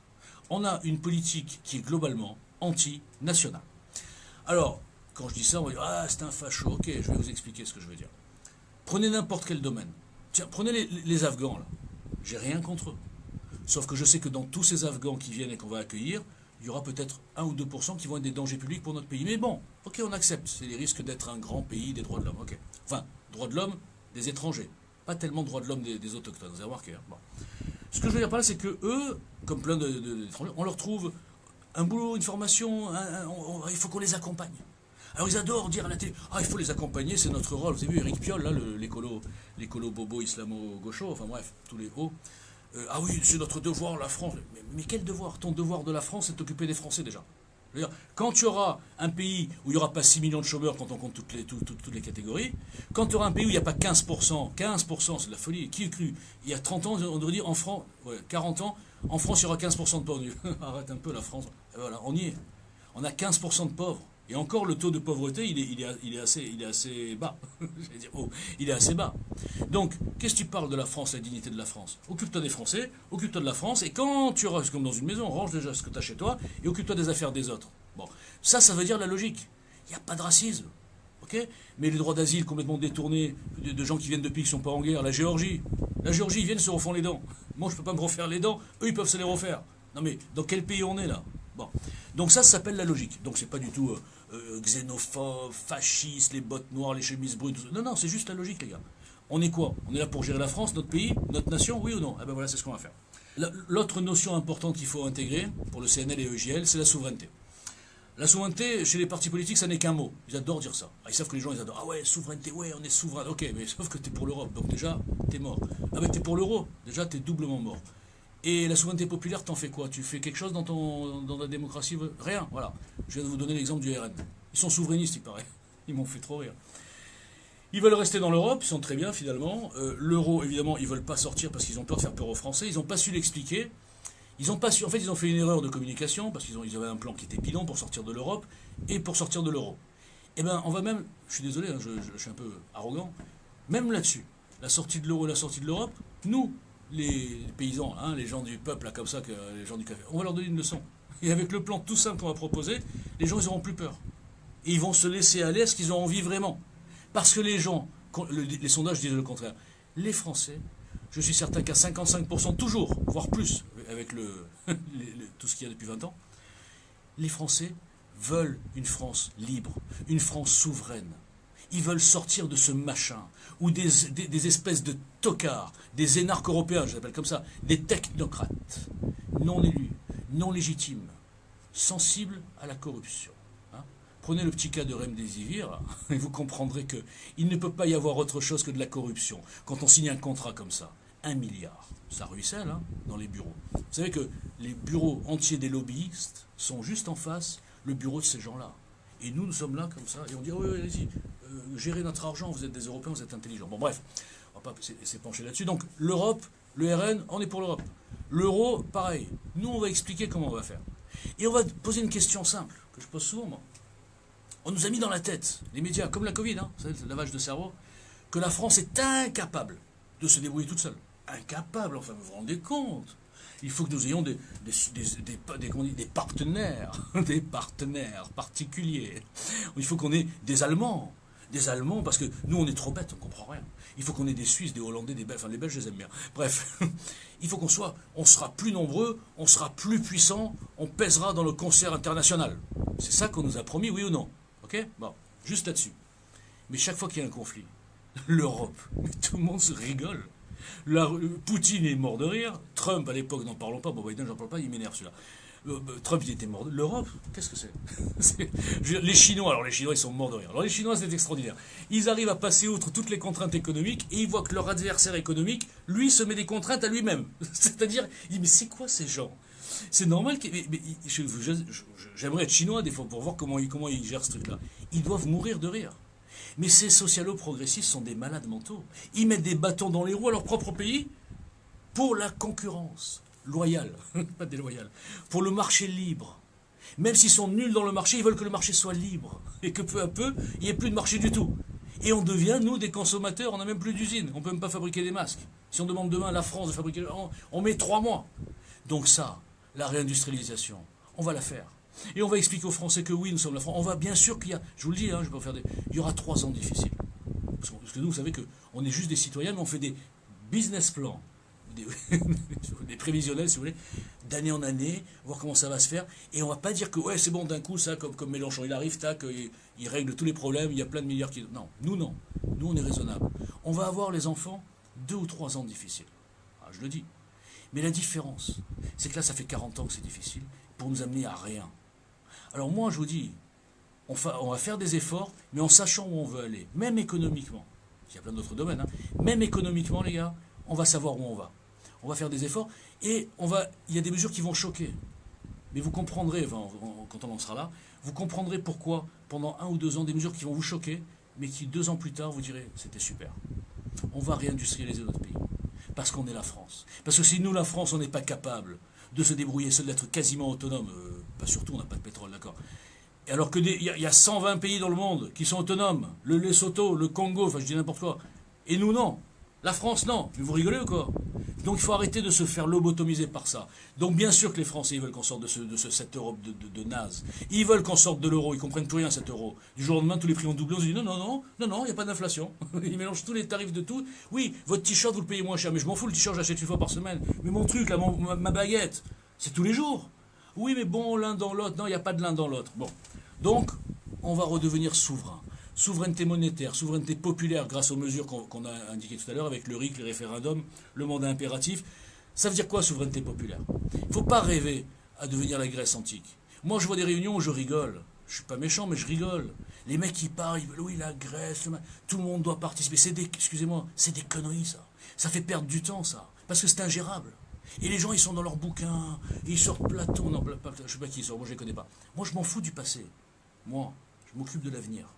Donc ça veut dire que tous ces fantasmes de démocratie totale, de trucs, ça n'existe pas. Rien ne peut être géré en démocratie totale. Rien. Parce que si on fait la démocratie totale, le résultat de ces décisions totales sera un truc inapplicable, infinançable, incohérent. Et on sera content, on sera en démocratie en faillite. Donc, il faut mettre des doses. La dose, c'est oui, des doses de RIC bien encadrées, oui, des référendums sur des sujets sociétaux, importants, mais pas financiers. Je n'en peux plus d'entendre les gens qui veulent faire des référendums sur tout. Et on va faire le référendum. Ok, on veut le SMIC à 4000 euros. Ouais, 99% vont dire oui et 1% de patrons vont dire non. Donc, et vous comprenez où va le pays. Je prends un exemple extrême, bien sûr. On veut la retraite à 60 ans, comme le Front National. Ouais. Mais non, la retraite ne sera pas à 60 ans, les gars. On ne va pas vous promettre ça. On va être à 62, on ne sera pas à 67, ça c'est sûr. Mais à 62, voilà, comme actuellement, mais on ne bougera plus. Mais on ne va pas être à 60 ans. Parce qu'il faut être un petit peu raisonnable. Bien sûr qu'on vit plus longtemps. Bien sûr. Enfin, sauf, je vais faire un peu d'humour noir. Je ne sais pas si on va vivre plus longtemps. Avec la Covid, là, avec ce qu'ils nous mettent. Je ne sais pas. Mais si on vit plus longtemps, on ne pourra pas rester à la retraite à 60 ans. Bon, alors ensuite, bon, le régalien, on a compris, reconstruction. Alors maintenant, l'éducation nationale. Alors l'éducation nationale, c'est fondamental. Voilà. C'est fondamental. Rime-riche.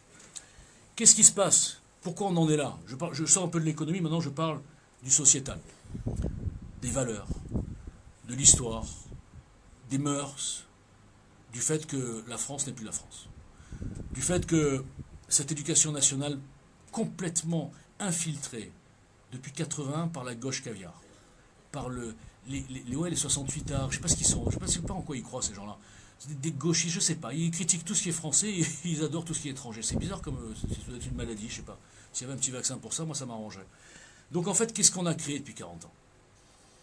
On a créé des anti-citoyens. On a créé des anti-France. Vous savez, aux enfants, maintenant, on leur montre que le mauvais côté de l'histoire de France. On ne va pas leur parler des grands hommes, alors on leur dirait que c'était des dictateurs. Hein. Napoléon, c'est devenu presque tabou. De Gaulle, je sais pas, la guerre d'Algérie. On va prendre chaque aspect de la France pour se donner un coup de marteau.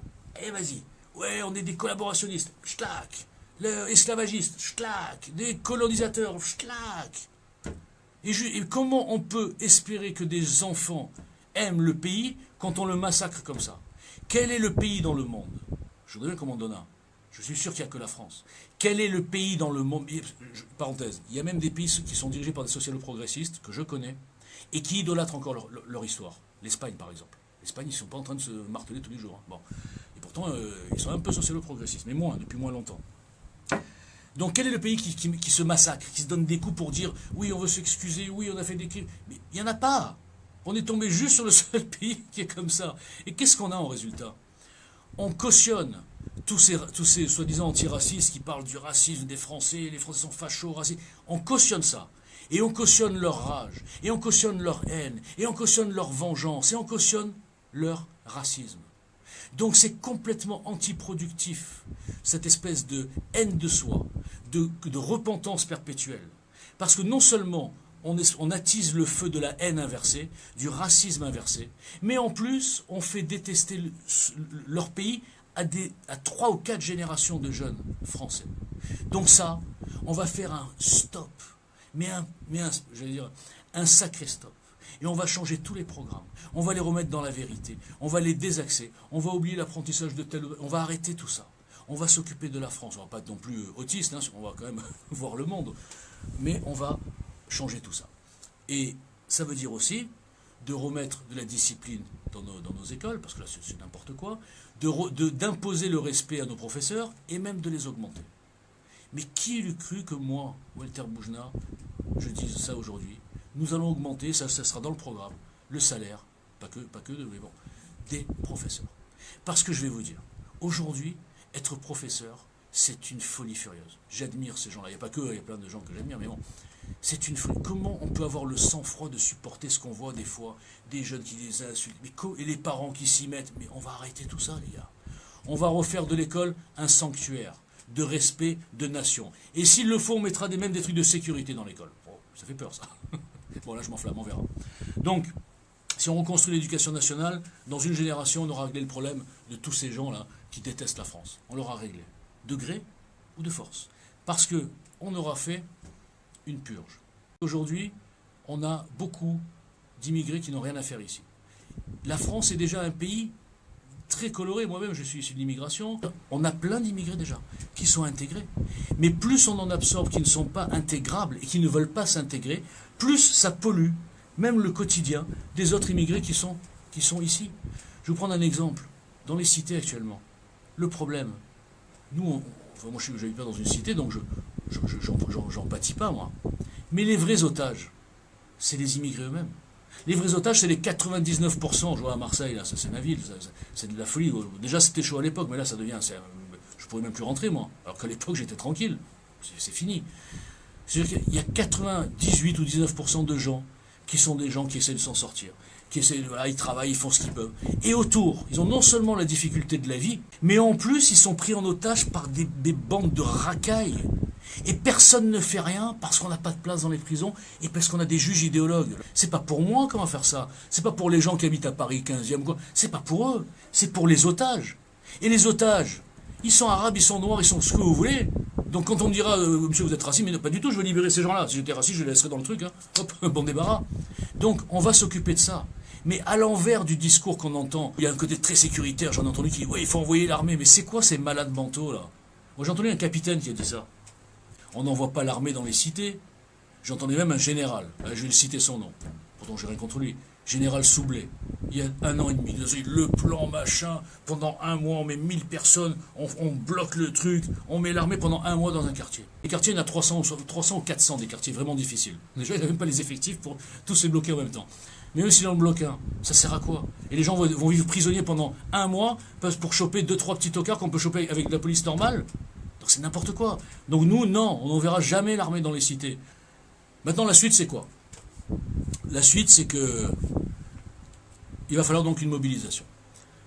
On va vous présenter en début septembre une première plaquette qui va être un petit peu ce que je vous ai dit, mais mieux dit, bien sûr, mieux écrit, mieux ordonné, lisible, bien propre, de ce que nous voulons faire. Avec bien sûr des axes du programme, et après, 15 jours ou 1 mois plus tard, il y aura carrément le programme complet avec le timing, le planning, la chronologie. Donc maintenant, je reviens à ce que j'ai dit au début. Ceux qui comprennent qu'il n'y a rien dans le casting des partis politiques et des politiciens du système qui peut sauver notre pays. Il n'y a rien.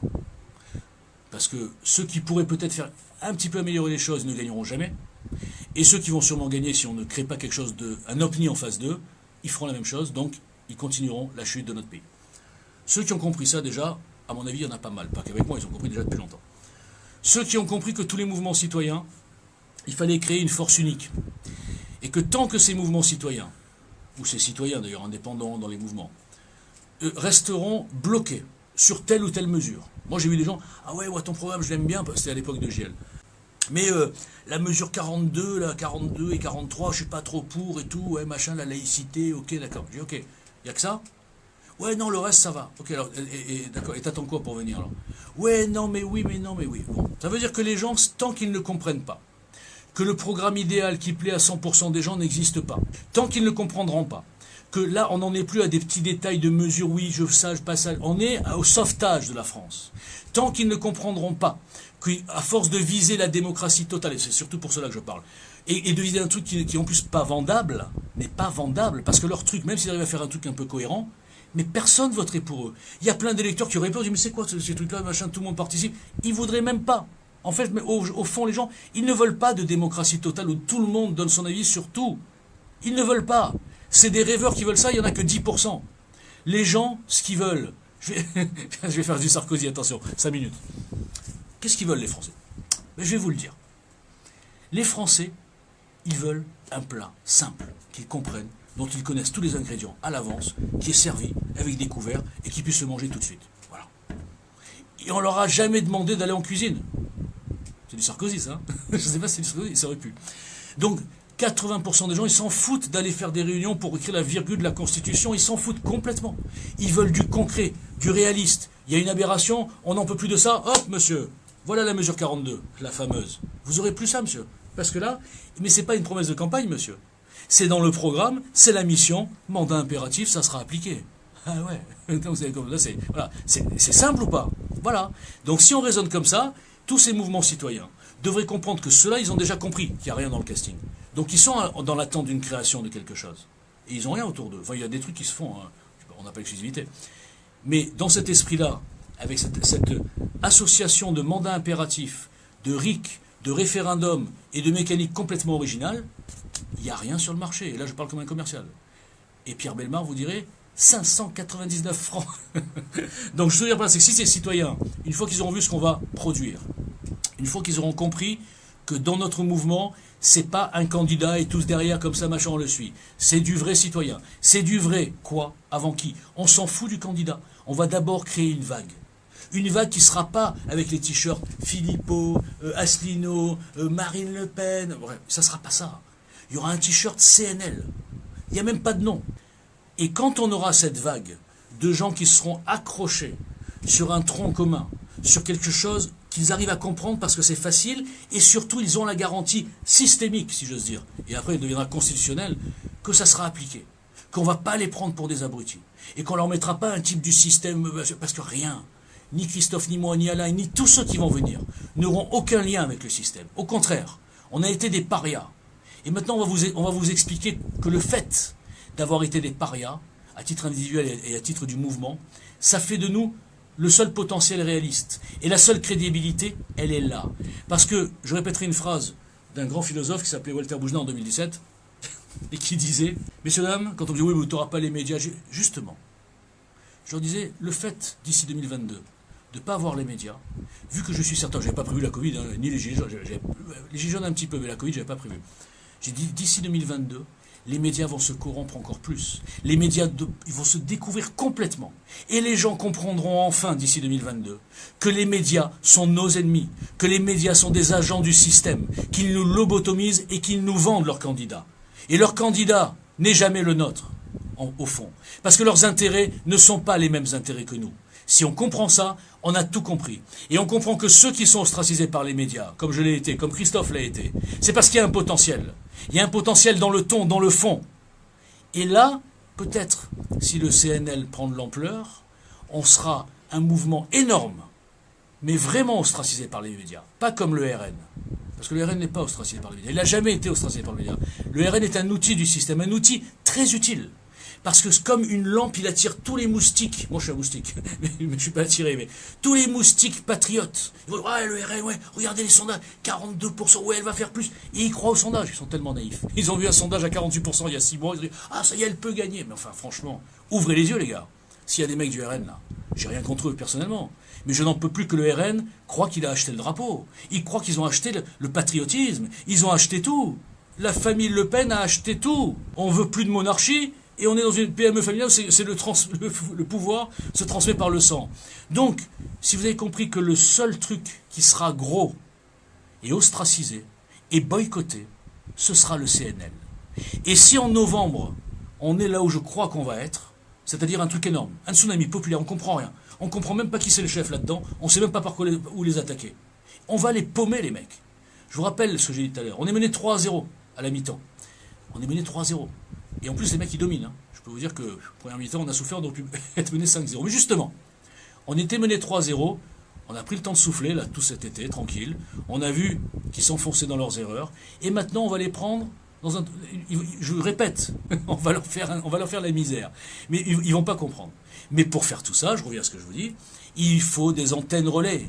Il faut des gens, que chacun d'entre vous soit un soldat. On ne demande pas nous d'aller faire des manifs, d'aller prendre l'Elysée, hein, ça c'est des conneries. Hein. Nous on construit des fondations et on sera ensuite incassable. Mais pour construire, il nous faut le nombre. Il faut que nous fassions masse. Et pour faire masse, sans médias, je le répète, il faut que chacun, vous soyez, n'oubliez jamais ce terme, des antennes relais. Alors bien sûr, il y en a certains d'entre vous qui vont vouloir participer encore plus, mais avec plaisir, welcome aboard.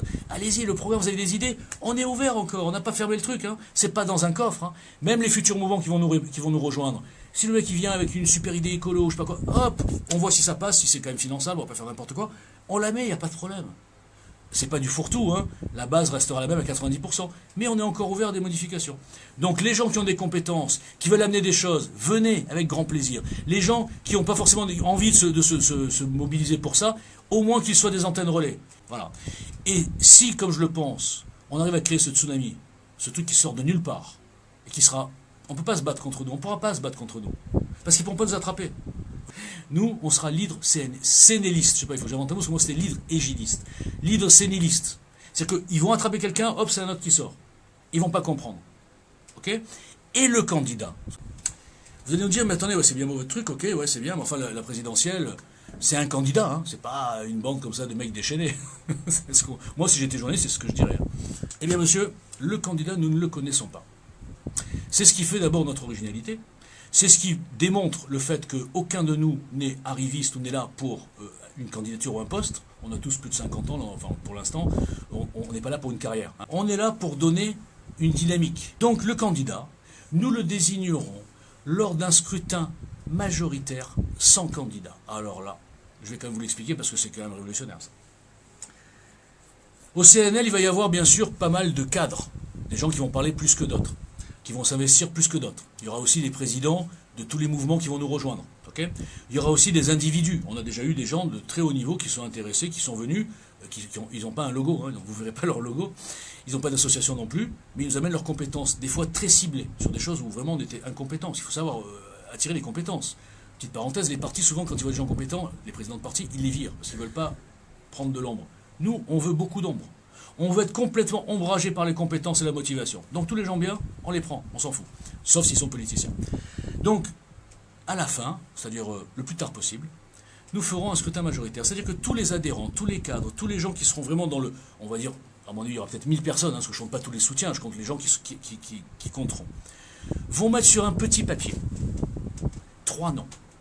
Le nom du candidat président, le nom du candidat vice-président. C'est une création de poste, il faudra voir le programme. Et le nom du Premier ministre. Ils mettront 3 noms, et ensuite nous mélangerons, et nous tirerons, et nous verrons qui seront les candidats. Et là, on pourra enfin avoir une vraie, représentation qui vient d'en bas.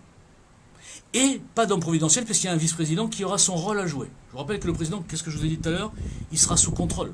Il va pleurer, le président. Et en plus, il y aura donc le vice-président qui sera là en plus. Bon. Et le Premier ministre, qui sera indéboulonnable, puisqu'il a été le Premier ministre qui sera désigné, il arrive avec le président. Il arrive avec le programme. Et c'est pas un Premier ministre qu'on va trouver comme ils font tous. Oh oui, tiens, viens, Premier ministre, tu me donnes ton cheptel. Vous savez qu'ils négocient, hein. On est des moutons, non, hein, vous avez vu Dupont-Aignan. Oh oui, viens Dupont-Aignan, tu seras Premier ministre, tu me donnes tes... Oh oui, bien sûr, ok. Bon, il n'y a pas de cheptel chez nous. Il y a une équipe qui est déterminée, qui va au bout de la route. Donc, il y a une équipe, collectif, ok. Donc on n'est pas dans le qui avant quoi, on est vraiment dans le quoi avant qui. Maintenant je finis. Vous allez me dire, ouais, mais attendez, question du journaliste. Monsieur, vous êtes bien gentil, mais votre équipe là, votre candidat, mais quel est le maire, où vous allez trouver les 500 signatures, vous rêvez ou quoi? Bah ouais, je rêve. Je vais vous dire, regardez les dernières municipales. Combien de candidats ont carrément enlevé leur logo des partis? Parce que les candidats, les maires qui sont proches des gens, pour moi c'est des élus d'ailleurs qu'on va vachement, on va améliorer leurs conditions et leur pouvoir, les maires. Parce que ça sera, dans notre système, les derniers seuls élus de la nation, président, député et maire. Je vous ai oublié de vous dire, il n'y a plus de Sénat, d'accord? Il n'y a plus d'élection européenne évidemment, puisqu'on va la casser cette Europe, ok? Et, là c'est compliqué, il n'y a plus d'élection régionale. C'est fini les petits barons façon Muselier, façon Pécresse, façon... C'est fini les baronnies. Parce que les régionales ne servent à rien. On va tout réduire aux départements, et dans les départements, l'Assemblée des départements, il y aura 1/3 de citoyens tirés au hasard, tirés au sort, dans les départements, et 2/3 les maires de toutes les communes de chaque département. C'est-à-dire que les maires ne vont plus être des petits outils aux ordres du préfet ou de l'interco, je sais pas quoi, le région. C'est fini. Les maires seront les maires et les départements.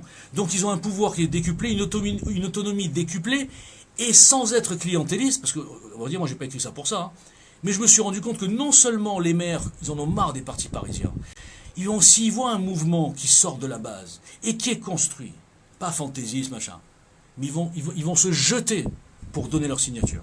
Et en plus ils vont dire, ah, et en plus ce programme ça nous avantage. Ah ben on y va encore plus. Les 500 signatures, je vous le dis, journaliste là, on en aura 1000. Voilà. On pourrait même faire 2 candidats. Je rigole. Voilà. Donc messieurs, dames, je ne sais pas si j'ai tout dit, je ne sais pas si j'ai suivi un plan, je ne sais pas si vous avez tout compris. Il faudra comme au foot passer les actions au ralenti, on comprend mieux parce que je parle vite. Je vous dis, rendez-vous d'ici une dizaine de jours, vous aurez donc des nouvelles, notamment avec la plaquette, tout ce que je dis va être écrit de manière plus claire. Et je vous invite surtout, ça c'est important, à envoyer vos coordonnées au cnl2022@outlook.fr. C'est le mail que nous avons créé récemment d'ailleurs, où nous regroupons tous les gens qui sont, il y en a pas mal qui ont envoyé déjà, qui sont intéressés, et dès qu'on aura donc tout ce qu'il y a à communiquer, bon, moi on aura une liste de diffusion où on pourra informer les gens.